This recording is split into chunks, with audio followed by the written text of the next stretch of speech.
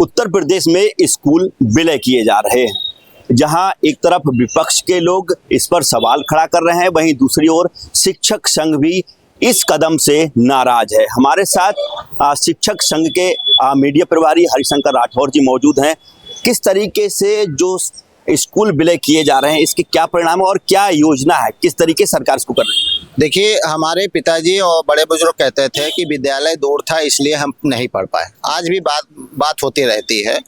अब जो शासन करना चाहता है कि बच्चे को दूसरे स्कूल में विलय किया जा रहा है, तो जब गांव का बच्चा गांव में ही पढ़ता था, अब उसको 2 से 3 से 4 किलोमीटर जाना पड़ेगा।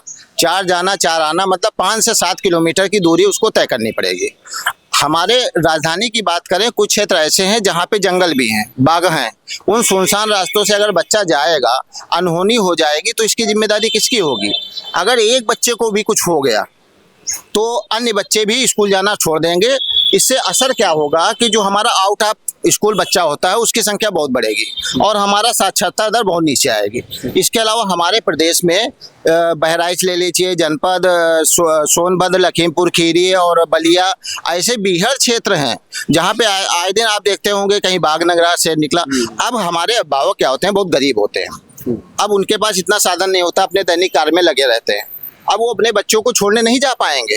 अब बच्चा अकेले जाएगा, उसके साथ अनहोनी हो सकती है। इसके अलावा सबसे इम्पोर्टेंट चीज़ है, सर्व शिक्षा अभियान में हमारे जो स्कूल थे परिषदीय विद्यालय, उसमें ये कहा गया था कि 1 किलोमीटर की दूरी पे प्राथमिक विद्यालय होना चाहिए और 3 किलोमीटर की दूरी पे उच्च प्राथमिक होना चाहिए। इसके साथ साथ ये भी कहा गया है कि 1 किलोमीटर की दूरी पे कोई भी प्राइवेट स्कूल नहीं होगा।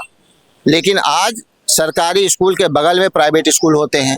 इससे क्या होता है, नामांकन घट रहा है। इसके अलावा सबसे इम्पोर्टेंट बात है, आर्टिकल 21A में कहा गया है कि 6 से 14 जो भी बच्चा है, संविधान के आर्टिकल 21A में कि 6 से 14 जो भी बच्चा है हमारा, उसको शिक्षा का अधिकार देना है।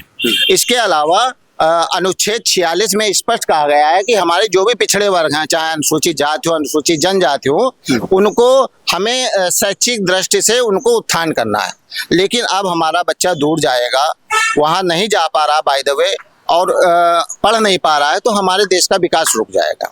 और सबसे इम्पोर्टेंट बात है कि इससे क्या होगा कि पद समाप्त हो जाएंगे।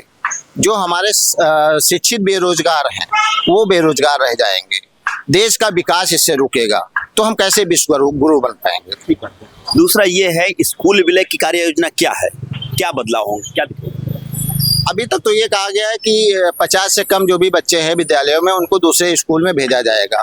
तो जब अगर जो दूसरे स्कूल में शिफ्ट हो जाएगा बच्चा और स्कूल वो बंद हो जाएगा, तो इससे उस पूरे ग्राम क्षेत्र का विकास ही रुक जाएगा। सामाजिक दृष्टि से भी उसका उत्थान नहीं होगा।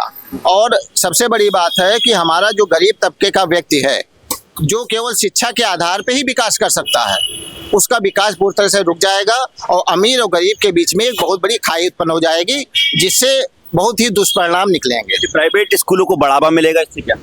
बिल्कुल बढ़ावा मिलेगा। जब बच्चा दूर नहीं भेजेंगे, वो 3 किलोमीटर 4 किलोमीटर नहीं भेजेंगे, और प्राइवेट वाले क्या करते हैं, वो अपने साधन लगा लेंगे।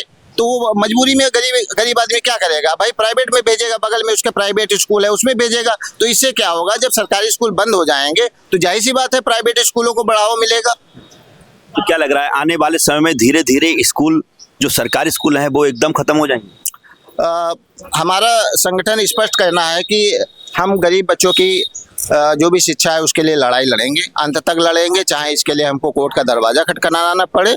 बात की बात है, वो बाद में देखेंगे। इसके बाद एक आप लोगों की तरफ से एक आदेश है कि आपके संघ की तरफ से पूरे गांव क्षेत्रों में घूम घूम कर लोगों को स्कूल विलय के बारे में बताया जाएगा, क्या क्या परिणाम है। कितने लोग अपने संगठन में जुड़े हैं और कौन कौन आपके संगठन के लोग इस तरीके का प्रचार करें? हमारा अखिल भारतीय प्राथमिक शिक्षक संघ है, जो देश के 24 राज्यों में कार्यरत है, और हमारा उत्तर प्रदेशी प्राथमिक शिक्षक संघ, जो कि लाखों लोग उसमें लाखों शिक्षक जुड़े हुए हैं। हमारे प्रदेश अध्यक्ष आदरणीय सुशील कुमार पांडे का स्पष्ट कहना है कि अगर जो ये विलय होता है तो हम युद्ध स्तर पर इसका विरोध करेंगे। शिक्षा मित्रों का भी सहयोग आपके साथ होगा? जी बिल्कुल, शिक्षा मित्रों का सहयोग है। उन्हीं की सहायता से हम लोगों को मोटिवेट करेंगे, और जो भी इसके विलय से जो भी नुकसान होने वाले हैं वो हम लोगों तक पहुंचाएंगे कि इससे आपका क्या नुकसान हो सकता है भविष्य में। आंदोलन करेंगे गांव में जाके? देखिए, गांव में आंदोलन नहीं, हमारी लड़ाई शासन से है और शासन से हम मांग करते हैं कि जो व्यवहारिक आदेश है उसको निरस्त किया जाए और हर बच्चे को शिक्षा पाने का अधिकार है, उसको अधिकार मिलना चाहिए। ठीक बात है। तो देखिए, ये शिक्षक संघ के मीडिया प्रभारी हरिशंकर राठौर जी थे, जिन्होंने स्कूल विलय की कार्य योजना के बारे में बताया और उनका ये कहना है कि जहां सरकार सर्व शिक्षा अभियान के तहत कम दूरी पर शिक्षकों के साथ साथ बच्चों का ख्याल रखते हुए आसपास में स्कूल उपलब्ध कराने का अभियान है, वहीं दूसरी ओर स्कूल विलय कार्य योजना कहीं ना कहीं शिक्षकों के साथ साथ अभिभावकों और छात्रों के भी हित में नहीं है। कैमरामैन साकेत उमराव के साथ सत्येंद्र शर्मा, दैनिक भास्कर, लखनऊ।